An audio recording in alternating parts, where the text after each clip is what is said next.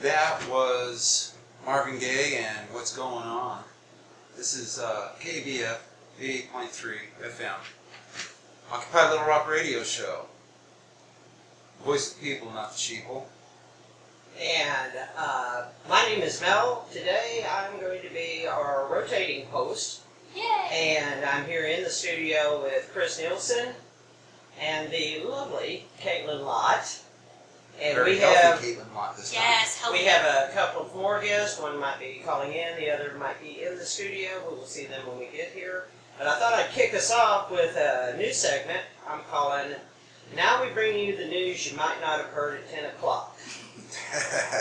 This week, the U.S. Supreme Court handed down decisions striking down key provisions of the Federal Defense of Marriage Act, as well as finding the proponents of Proposition 8 in California had no standing in attempting to enforce that unconstitutional law, thus opening the door for gay marriage to legally resume in California. These two decisions came one day after the Supremes gutted the Voting Rights Act, thus opening the floodgates for states to enact new voting laws solely intended to suppress the votes of minorities.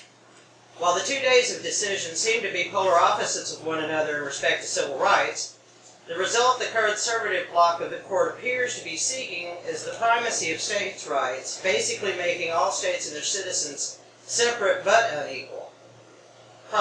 Possible unintended side effects may include a fabulous boom in gay marriage tourism in states like California and Massachusetts, and a surge in minority voters brought on by the traditional American attitude of what the hell do you mean I can't vote?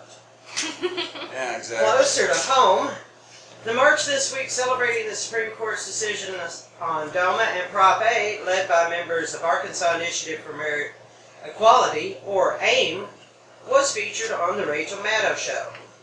Maddow, who started the report with, "Can you guess where this is?" Little Rock, Arkansas, was pleasantly surprised by displays such as this in the annual Conway Pride Parade in such a red state. Fear not, Arkies. The two jurors that hung the Josh Hastings trial in Little Rock this week reportedly said that a white cop killing a black kid will prevent future crime.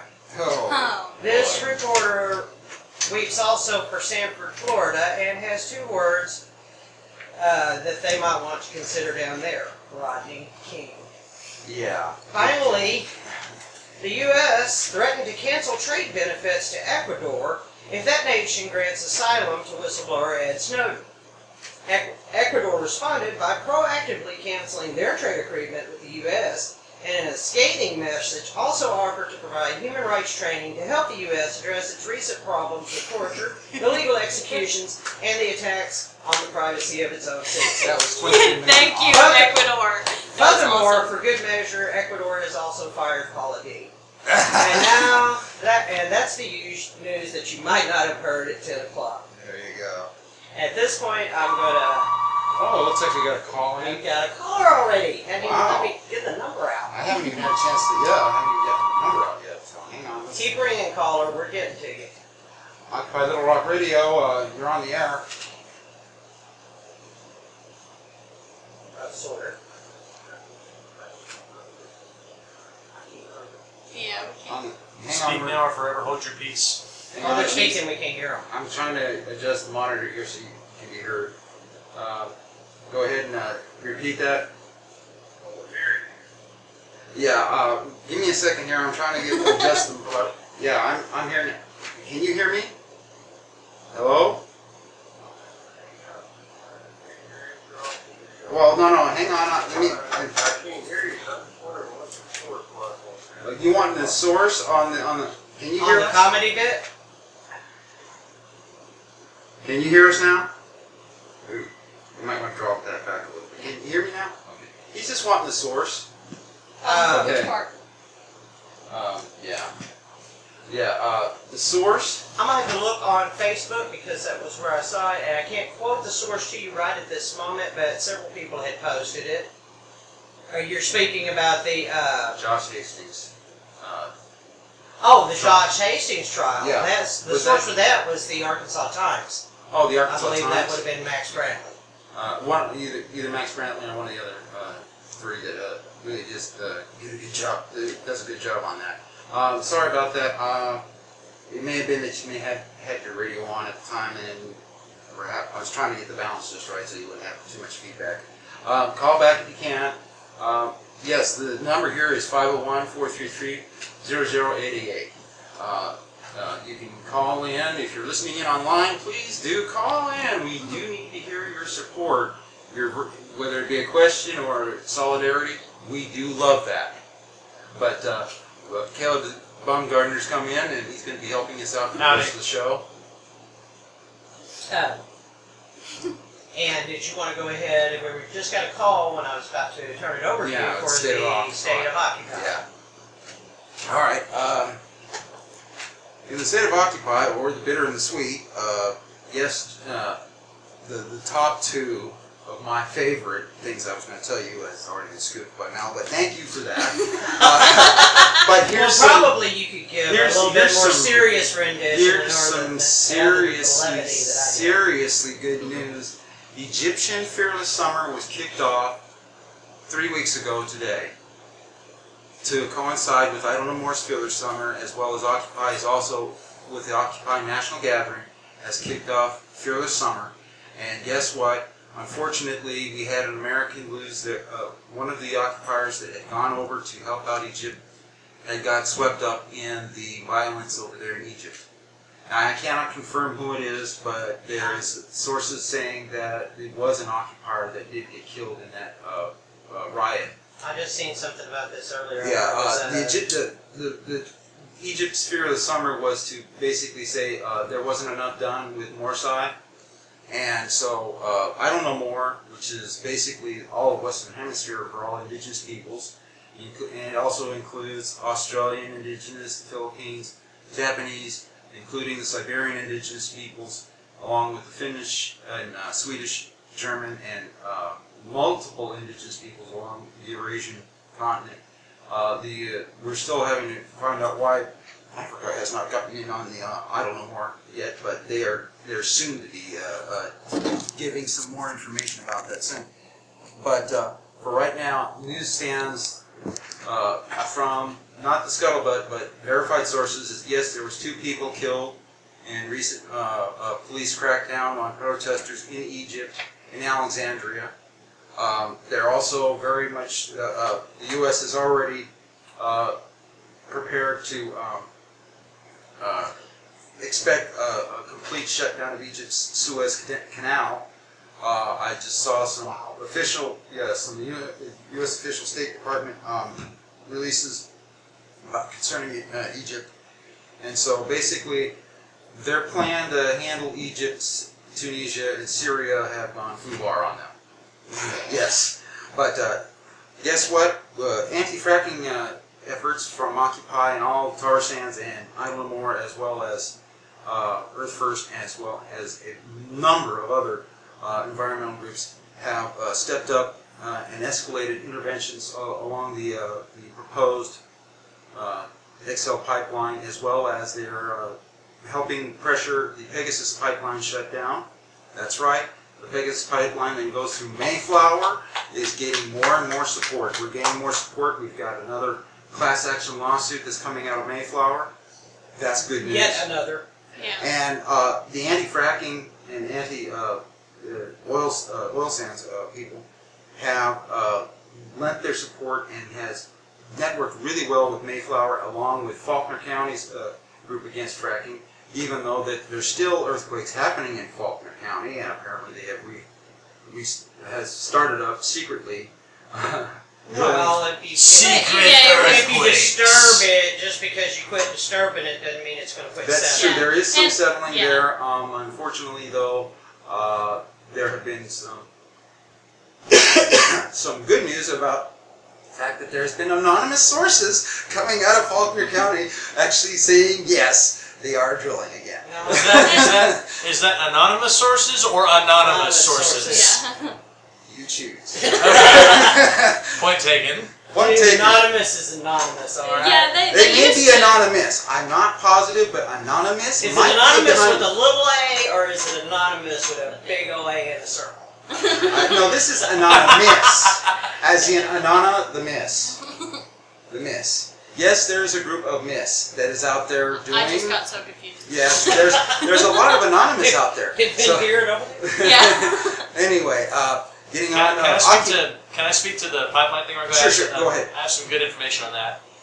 For any of you who don't know, the Arkansas Times is teaming up with Climate News. I think it's International Climate News. Yes, it is. Yeah, International Climate News, and they are crowdfunding an in-depth research project and some in-depth reporting into the Mayflower oil spill. The Times and Tar Sands Blockade, with whom Occupy is affiliated, and with whom occupiers worked when they were here on the ground, they were the ones who initially broke all those photos of the oil in Lake Conway that appeared in the media right after Exxon said there was no oil in Lake Conway. Yeah. Which they're still saying, even though the photos are out there. But the Times and International Climate News have limited resources, but they want to do some in-depth, deep coverage of the Mayflower oil spill and the follow-up to keep it out there, keep it in the media. So if you would like to help raise money for that effort, they need $25,000. So far they have raised a little over $10,000, and the website to make a donation to that cause is www.arctimes, that's ARKTIMES, at, I think it's ILOG, or something like that. I can actually get on the net here. And I encourage you to donate because, you know, it wasn't, after the BP spill, as we saw there, it wasn't the government who came out and admitted that it was worse than they first suspected. No, it was the media who found it. So, donate, help find the true story behind this because they won't admit it without Ford. Yeah. Arkansas Lieutenant Governor Mark Durr went in there and said that Exxon had left Mayflower better than they found it. Right. Yeah. I Have saw you that. seen Mark Darr lately? No, I haven't. Jim blossoms there. Not that I noticed. Yeah.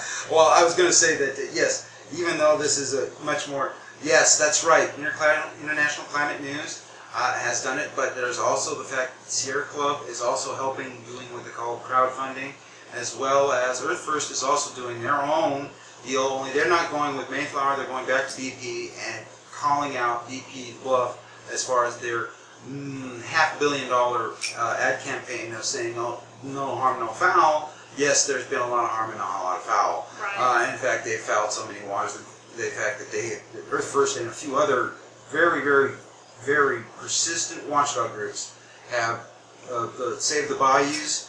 They all have really clamped down on BP's lack of any kind of forward movement on this. In fact, they've actually forced the U.S. government to actually prosecute BP as far as reneging on their agreement. Wow, they're actually doing what they're supposed to do. Yes. Now, unfortunately, Imagine. that came out about 2.5 months ago. I could not get that in but this time I got it in. So, moving on, we've got the OccupyNationalGathering.net. That's all one word.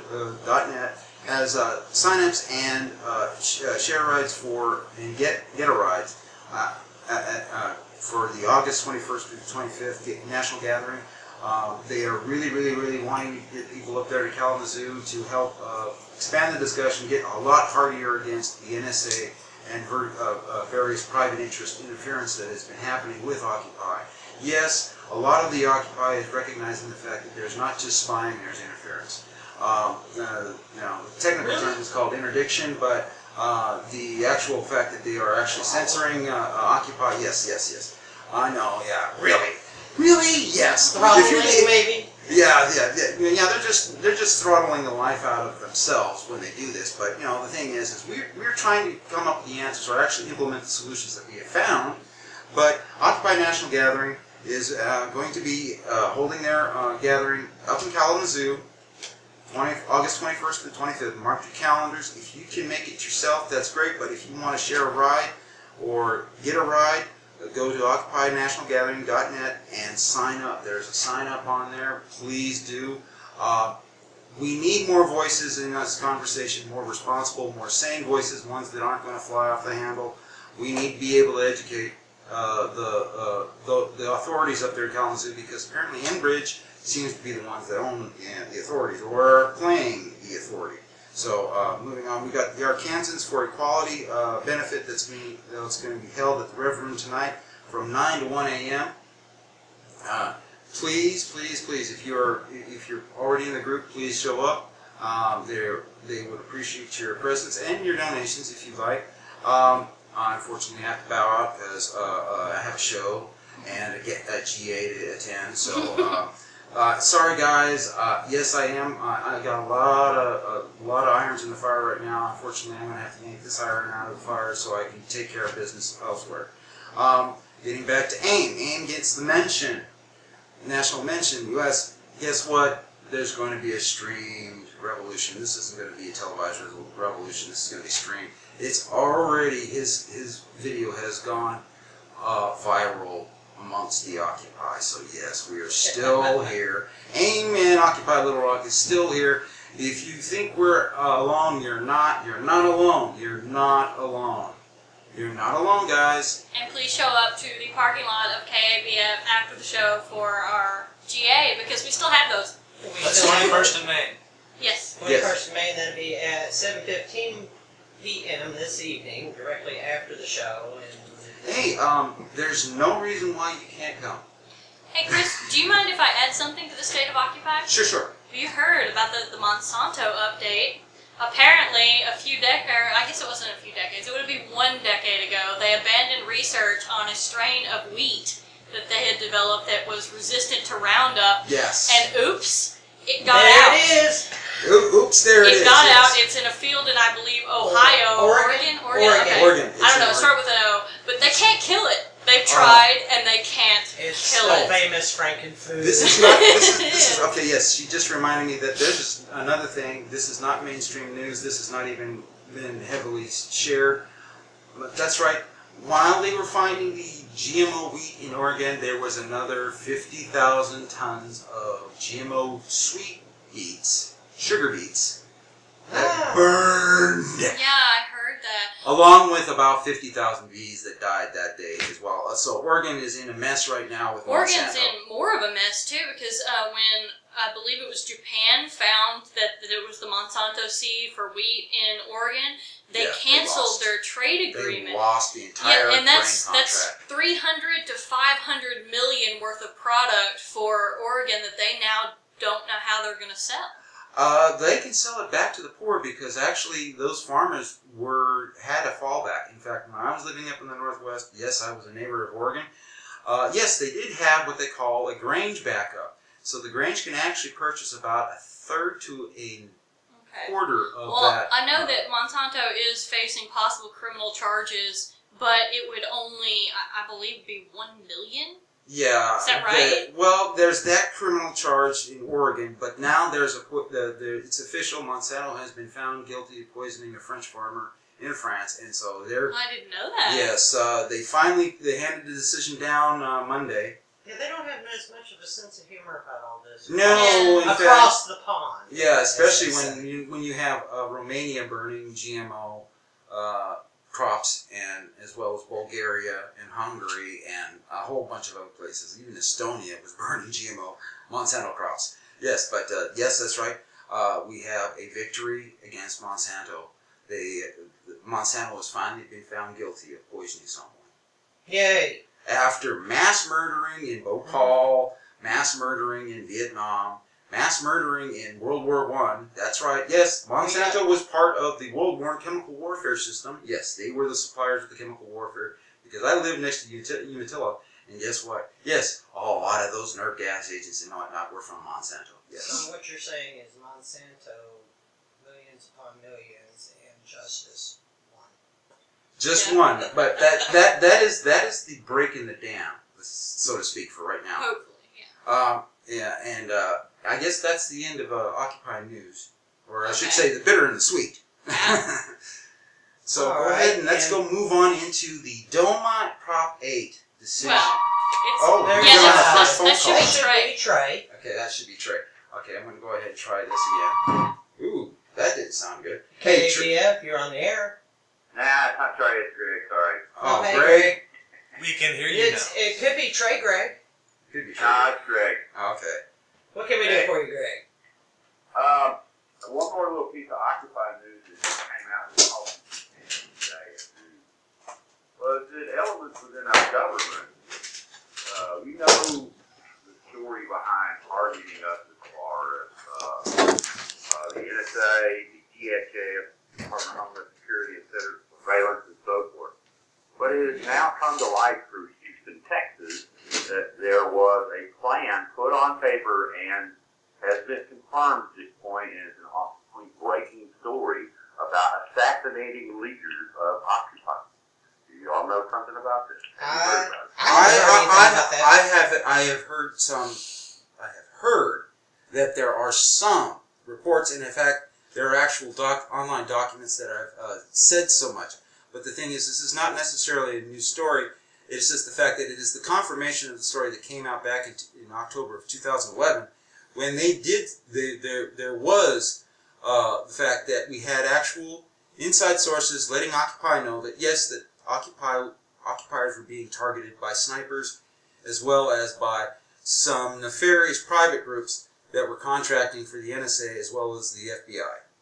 Yeah, and they got this documentational proof through FOIA materials, by the way. So this is something that apparently there are at least friends within the government somewhere that are deciding that, hey, you know, enough is enough, and with all this other NSA breaking things, that I think that you will continue to see a leak of documents that will come forward further and further, and not just targeting Occupy groups, but possibly Tea Party groups or any other group, environmental groups, any Sierra Club members, whatever. Well, I don't think this is something that's probably just to Occupy, but obviously those of us who are occupiers, we kind of take that to heart. It does So seem it's kind of disheartening to me to think that I was on that Occupy site and that I had somebody in the Axion building over there with crosshairs on any of it. Well, my take on this is, fortunately, Occupy has no leaders. Yeah. Yeah, but try to tell them that. Unfortunately, they would be more than happy to designate leaders, Yeah. and we know that they have. Yes, from that the happens to FOIA. some of us. Yeah, as well, we found in the if you want to be FOIA. technical about the word Congratulations. leader, I understand You're welcome. that. We all understand that. But the point being is that when that's a term that to the outside world they understand, because there are certain members of Occupy Little Rock that have been more visible and more vocal than others. Yeah. And the same thing in Occupy Tampa, Occupy Houston, New York, it doesn't matter where. And so there are people who stepped up who have done more than others in terms of their visibility and how they step forward in things that have been seen by the media and members of the public. And it's extremely disturbing to think that anybody would target those people under any circumstances by means of force to assassinate them. So I remember asking the question on air, are we sitting on another 10th state? And I'm firmly on the side that yes, we are. Somewhere, some rogue element is going to do something that is terrible because. Well, that's actually what I've been more concerned about than anything is the rogue element, because of just, for one thing, the trend in this country that it's not actually more people are buying guns, it's more of the same people are buying more guns. And tensions have been ratcheted up, especially since the discussions over the Second Amendment / gun control debate has gotten really heated in the past month since Sandy Hook. So to me, there is a concern, just as a matter of personal safety to, occupiers in general, because the media did go, pretty much out of its way to paint us as some sort of crazed hippie movement. I was going to go ahead and say, I'll be the voice of dissension, or the devil's advocate here. I'm thinking more along the lines, since Snowden has done his job, the fact that we actually haven't been able to understand why we are actually having more actual whistleblowers. Actually, they are. They are actually having whistleblowers, and I think we probably... The general this week. Yeah, the general, and the thing is, it's not just prosecuting generals. We have more whistleblowers coming out that are actually scooping Snowden. So it looks like we may have a competition for whistleblowing, which is a good thing because number one, that's what I'm hoping competition I would love to see, because there needs to be more clarity in what our government is doing in our names and with our money. One more quick thing before I let you Competition go. breeds This innovation. Thursday on July the 4th will be a march at the state capitol, which is concentrating on the liberty and freedom of our country. That's what it's all about. There is a Facebook page that is there. It's the March for Freedom. I believe the name of it. I'm sorry, I don't know it off the top of my head. Do you know what time it'll be? It is 10 a.m. in the morning until 1 o'clock. Yeah. Okay. 10 a.m. until 1 o'clock. And really this march is bringing together people from all walks of life, all groups, occupiers, Tea Party folks, whatever, because we're all standing up and going, hey, enough is enough. We are Americans, and we are here to speak for our country, and we're not going to put up with this crap anymore. Yeah. One thing that I would love to see. Appreciate it, guys. Good job. All right. Talk to you later. Thanks, Thanks, Greg. See you, Greg. Solidarity. I would love to see just if Greg is right and it does come out that the government is targeting, well, among other groups, the Occupy movement as well as the Tea Party movement. If they're both being targeted and that breaks through into the mainstream media and gets talked about, that would completely, utterly destroy, just obliterate the political narrative in this country. Definitely. The false left-right dichotomy. That would definitely. And that would unite a lot of people, and I would love to see that happen. Okay, Mel, you want to go ahead and start At off? this point, we are waiting to see if Trey is going to be able to call in, and I don't know if he's tried to while we had a busy phone line here. Aside from the NSA, Trey, are you listening? Please call in. And that number would be 501-433-0088. And in the meantime, I'd like to go ahead and throw it over to Caleb. He had some discussion to bring to us today, his expert legal opinion. My expert legal opinion, Yes. from the guy who's not yet a licensed attorney. But hey, I'll take it. Well, the Supreme Court handed down 3 cases this week. Well, one of them wasn't just this week, but it's fairly recent. The two that have gotten the most attention by far are Windsor, the DOMA case, and also Prop 8, all that, and the Voting Rights Act case. But Absolutely. also, the one that I want to touch on first, just because it doesn't seem to have gotten a lot of attention, and there's a lot of misconceptions about it and what it does do and what it doesn't do, is Salinas v. Texas. The court handed down this opinion last week, and there's been a lot of chatter on the interwebs saying that this decision strips you of your right to remain silent. Oh, yes. Now, what happened was Salinas got charged for murder in Texas. The alleged murder weapon was a shotgun that he apparently used to kill someone. And when the police were questioning him about the gun, he had been talking before and speaking to them openly during the interrogation. But when they asked him about the shotgun, he got real quiet, real fast, and he sat there and fidgeted and looked very, very sheepish and very, very suspicious. And according to the opinion, the police said that his body language just gave him away. And they presented his body language as evidence against him at trial. Oh, nonverbal. Yeah. Right, nonverbal evidence. So what the defense came back with was that he was exercising his right to remain silent, and therefore, his nonverbal evidence, his body evidence, could not be used against him. Now, here's the thing. People say that this strips you of your right to remain silent. It doesn't. The court merely applied precedent in this case. I took criminal procedure pretrial back in the fall, and I got a good grade in that class. And we talked about this very issue. Does merely remaining silent mean that you are exercising your right to remain silent? Now, the common sense answer, the intuitive answer, would be yes. And before I came to law school, that's what I thought, because that's just what makes sense. But in reality, as the law is applied, no, it does not. And so this also concerns the fact that this is pre-Miranda processing, not necessarily having your Miranda rights read to you. And then his Miranda rights were not read to him.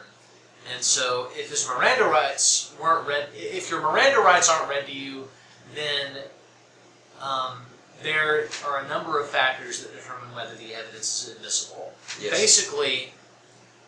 Basically, here's how it works.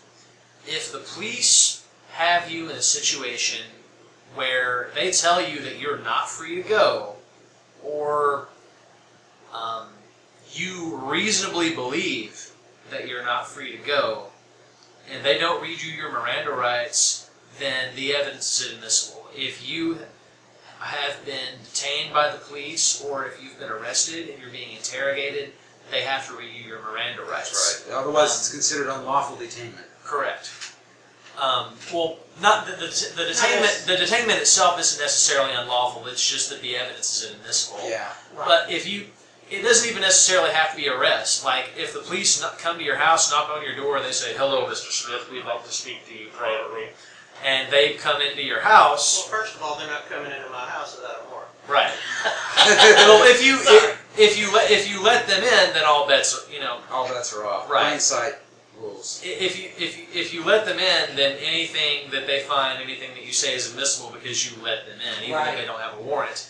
But that aside, if you don't feel as though you're free to go, or if they tell you you're not free to go, they have to read you your Miranda rights. However, if you toddle your happy self down to the police station and go and meet with them and sit down with them and talk to them, they don't have to read you anything. Exactly. Because you're there of your own volunteering. volition. You are volunteering, and so whatever you say is fair game. Now, what happened with this cat was Salinas did not invoke his right to remain silent. You have to say, "I am exercising my right to remain silent," and then you have to shut up. The minute you are talking, the minute you stop shutting up, then it's all fair game. Yeah. If you say, "I am invoking my right to remain silent," or "I want to speak to an attorney," they're not allowed to question you anymore. But if you continue the conversation of your own free will, then the right no longer applies. But the lesson here, the opinion says, and if you don't believe me, go read it for yourself, you have to exercise your right to remain silent by verbally saying, "I am doing just that." And this isn't the first case to say that. There's case precedent. There's case precedent going back for many, many years in many, many cases that says just that. I don't necessarily agree with it. Yeah. I think it's counterintuitive, and a lot of people don't know that, but that's what the law is. Yeah, you're right in that sense. Unfortunately, you're talking with a Law and Order buff. Back when they actually did things back in the 90s, there was actually legitimate factual stuff in these cases that they put on Law and Order, and it's like, oh my gosh, they're giving away the whole shop. They're letting them know. Well, now in this case, did they read Miranda to the guy? They did not. They did not Mirandize. And what just bubbled up in my head was, should Miranda also say that anything you do might be held? No, well, we got to call our radio. source. This is Chris. Who am I speaking to? This is Mark. Oh, hey, Mark. We were hoping to have Trey on the phone, but this is great. You have something to say? Yeah, I was listening in on this Silva v. Texas case. Yeah. The thing that kind of strikes me out in this is the sort of, I guess you might say, I guess you might call it a little bit of an underhanded legal tactic. Seems very reminiscent of what us in Arkansas have seen in the past. Speak up. With the West Memphis 3 case and Right. how they kept. They kept Miss Kelly in a room until he finally told them what they wanted to hear. Yeah. Yeah, and the way that they did it was very leading, and I would also like to see some of the minutes of what happened in this, interview to see if there was any sort of leading thing towards maybe they were building something in a person's mind, because there's a lot of stuff that goes on like that where they sort of build this story in somebody's mind until they finally tell them the story that they already want to hear. Oh, yes, right. the inadmissible confessions, yes. And that's why you should never, ever, ever, ever, ever, ever, ever, under any circumstances, talk to the police. That's the bottom line, because the anything that you say to them, they can and they will use against you. And they tell you that. Oh yeah. They're not playing. They're not kidding. They will. Well, and sometimes they tell it to you in kind of Yeah, a that's sneaky right, way right. too. In Like you this case, say they with the West Memphis 3 They case. did do the same with Jesse with Kelly. Oh, No. well, after he was like interrogated for like 13 hours straight. Anything that they told him at the beginning of the interview was probably long forgotten Oh, yes. by the time they got what they wanted. So, Mark, anything else you can give to this conversation before we let you go? Well, I was just wanting to, input that just being somebody that likes to look back on, what's happened in the past, being somebody who's a student of history, these are things that people need to be reminded of. Oh yes. Every now and then that we went through this in Arkansas. I mean, this And we may still be going through this. It happened somewhere else. It happened right here in Arkansas. Yeah. And in fact, it happens often. Yeah. Yeah, you're definitely right on that one, Mark. If that's all, we can go ahead and give you the solidarity and thank you for contributing to the conversation on KBF. You're more than welcome, sir. Hi, Kaitlin. Hi. Hi. Hey, Mark. Solidarity. Solidarity, brother. Alright, thank you. All right. And so, Caleb, did you have any more along the? Got Voting Rights Act next, right? The Voting Rights Absolutely. Act. Yes, the Riot Act. Or so the John Birch Society would have you believe. Yes. Yes. But that's a whole other kettle of fish. Yeah. Here's the deal with the Voting Rights Act. What the Supreme Court actually did with that case was they didn't strike down the entire act, they just struck down the most important part of it.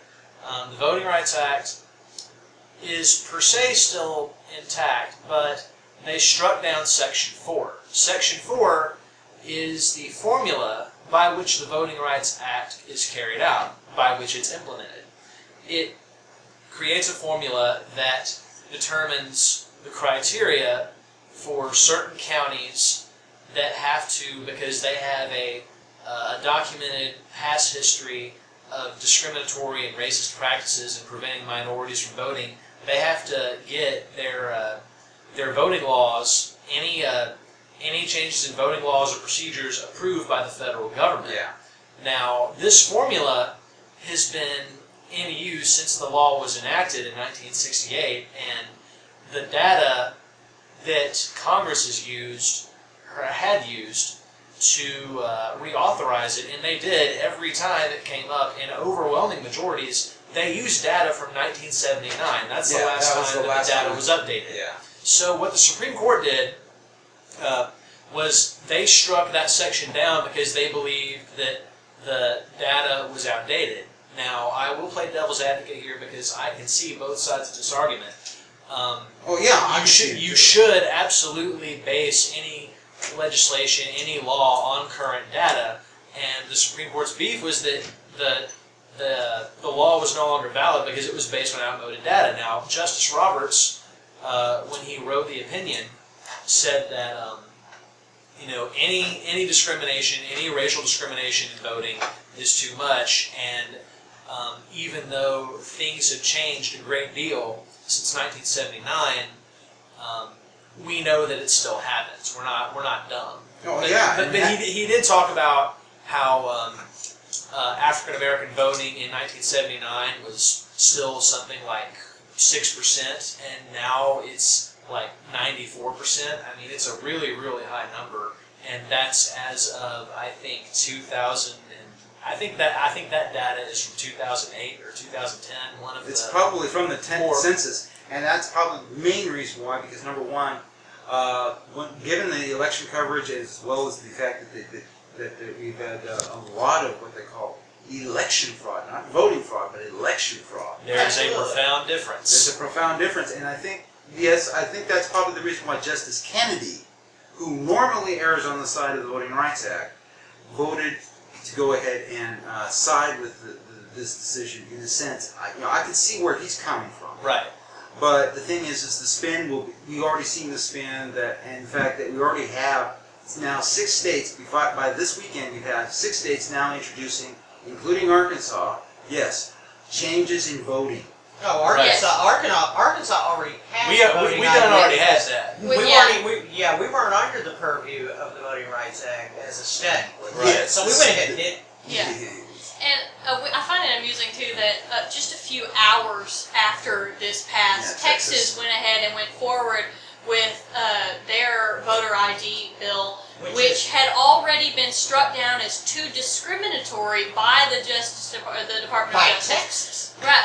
And by Texas too, yeah. Because they found that it would disenfranchise roughly 800,000 voters. And it was more than twice as likely to be a Latino voter than a white voter. Right. Yeah. And so I'm such surprised Texas had time to worry about squashing voter rights as hard as they've been working on abortion. No kidding. Well, and it's now at last count, I believe it's 6 states who would not have been allowed to have moved forward with previously said to be discriminatory laws. Right, and so like I said, I can see both sides of this. Like I can see the rationale for doing what the majority did. However, the consequences of it are absolutely terrible. But there's a way out. The Justice Roberts explicitly said that the court, the spirit of the Voting Rights Act is not unconstitutional. It's just that it was based on outmoded data. So the court left a way open for Congress to draft a new formula based on contemporary data. Right. And the Justice Department still can show disparate treatment. Right. Which is And then this also keeps no one from suing either. Right. The only problem with having to take the legal route is if you're like me, I believe a person's ability to every election is important, and no one that is qualified to vote should be disenfranchised. Right, exactly. Absolutely. And what we should be doing, instead of putting barriers up for people to vote, we should be making it easier for folks to vote. I mean, the more people that vote, the more honest the election is because the people speak. Right. Yeah, I was going to say, a lot of dignified vote, as well as the more famous voices on the radio as well as on TV have actually covered thoroughly DOMA and how its effect is, as well as the Prop 8. And as far as I understand it, the only thing that is the sticking point is it states the whole states' rights thing, where each state... It's to weaken the federal say-so in states in matters. laws Right. when it comes to civil rights. Which Federalism 101. yes, basically, and That's the rationale. Well, the parsing. There's a delineation in the Constitution. like I mentioned earlier, separate but unequal. Right. Because the DOMA and Prop 8 decisions are going to make states that have legalized gay marriage hotspots for vacations. Well, and they will, but when we move on to DOMA, we'll kind of see how that'll happen. I'm interested to see how DOMA is going to be treated in states like Arkansas. That's Actually, I have the answer to that. You would be able to file, if you're married in a state where gay marriage is legal, you would be able to file your federal taxes together, correct? Only in those states. So if you live in Arkansas, your federal rights are gone as a married couple. As the amendment is written. Right, as it stands right now. However, what they did when they overturned that section of DOMA, what it does is that if you live in one of the, I believe, 13 states and Washington D.C. It's so 12 states and D.C. Okay, 12 in D.C. Okay. then you can get married and you are eligible for all the federal benefits. You can file your taxes jointly. You can get, I believe it even covers insurance plans, getting on medical insurance, retirement benefits, Social Security benefits, all of these benefits, the federal benefits. Now, if you move to a state where your marriage is not legal, you are no longer legally married, so you cannot file that way, even federally. You will not get them. However, when they vacated DOMA, that section of DOMA is the backbone in a lot of states' laws. Correct me if I'm wrong, Caleb. No, you're right. Okay. So now they do not. It doesn't have to be the backbone. It did not have to be that way. But they wrote DOMA into those laws. Yes. Which means that those laws are now very vulnerable to attack. Now, so the best way, it seems, to go about overturning states' laws that are against it is to move, is to get married in a state, live in a state where it's legal, and then move to a state where it's not legal, and file suit against the state for not giving you the same benefits that that other state gave them. So at that point, that's where you can start turning over those laws. So it's going to be much easier to attack on a state-to-state basis now. So you can say it's a small victory, and a lot of people have said it's a small victory. It's not a complete victory. Exactly. It's not a complete victory, but it is a large step towards much more victories. And it's also a large step at getting the silly DOMA off of the books, because the only purpose for putting DOMA in was to intentionally deprive a group of their civil rights. And that's exactly what they found in that decision. It's a form of institutionalizing hatred. Right. And we're not going to let you get married because it's icky. Right. And Scalia was furious. Furious. Just as furious. 10 years ago, 10 years ago was the last big victory, and I cannot remember the name of the case. Caleb, remind me if you know. It was the last big victory in the Supreme Court for gay marriage. It was 10 years ago, and Scalia issued this dissent in the case, and I cannot remember exactly what it was, but he basically said you just open the door for them being allowed to get married. Yes. He's just throwing this absolute fit on paper. It was absolutely a hissy fit. It was a state. It was okay. I know what you're talking about. It was 2003. It was 2003 when the Supreme Court struck down the Texas anti-sodomy laws. I don't remember. That's what it was. I don't remember the name of the case. But that's what it was. It was the anti-sodomy laws, but it was also the fact that there was another state that it was actually there was one of the first states to actually legalize gay marriage, and the fact that there was a rush to stop the state from actually legalizing marriage. And I can't remember if it was Massachusetts or New Hampshire. The point is, 10 years ago, Scalia predicted in his horrendous dissent. I mean, it's a famous dissent now. I mean, seriously, it's really fun to read. It's hysterical. Luster and spit. Right. You can see him twitching when you're reading it. Like, I think it's really funny. But he predicted that it would allow gay marriage, and now with his dissent the other day with DOMA, he was saying there's nothing that's going to stop it from going to every state, and he's right. He's right. This is the same man that the day before was talking, this court just really doesn't like to deal with racial issues. And I'm going, why in the world do you think you're there? I think that we're all less mad about his obviously right opinion than he is. But the thing is now that I just want to point this out that apparently there is blood in the water when it comes to the Voting Rights Act, because of the fact that we had such a rapid response from 6 states to institute incredibly regressive and repressive voting conditions. I won't say they're laws because they aren't necessarily been challenged. No, I never said that there wasn't blood in the water. Yeah, it will absolutely be that. Or that I didn't understand the really, really awful consequences or implications of that decision. Y'all brought me on here to parse out what it means and what it does. You just agreed that the information was outdated, correct? Correct. And absolutely it is, because they've gone a different direction in how they're doing this now. And it does need to be updated because it's more widespread. There's obviously we've come a long way since 1979, and obviously Obviously, minorities have made great strides since then. We don't have, institutionalized Jim Crow anymore. We don't have the Klan marching through the downtowns of major cities. Not through downtown and major cities. Well, I don't know. They walked through the downtown of West Memphis not too long ago. Not too long ago, yeah. Absolutely. That was a tactical mistake on their part. If I was the Klan, I'd stay the hell away from Memphis. Right? Because you're outnumbered. Well, with 4 minutes left to go, the Prop 8 decision was pretty straightforward. They used a citizen-led initiative to get the ability to allow gay marriage in California, and then in 2012 they vacated that decision with another citizen-led initiative, Prop 8.